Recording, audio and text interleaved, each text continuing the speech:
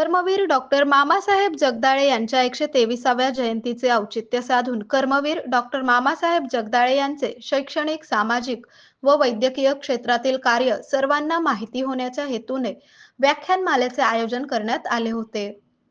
महात्मा फुले माध्यमिक व उच्च माध्यमिक विद्यालय पारगाव येथे कार्यक्रमाचे आयोजन करण्यात आले. यावेळी प्राध्यापक महादेव उंद्रे यांनी कर्मवीर डॉक्टर मामासाहेब जगदाळे हे एक त्यागी व्यक्तिमत्व असून त्यांच्या शैक्षणिक, सामाजिक व वैद्यकीय क्षेत्रातील योगदानाबद्दल नवीन पिढींना नक्कीच प्रेरणा मिळेल असे विचार मांडले. यावेळी कार्यक्रमाचे अध्यक्ष म्हणून प्राचार्य बडे आर्यन हे होते. यावेळी विद्यार्थी आणि शाळेचा शिक्षक वृंद उपस्थित होता.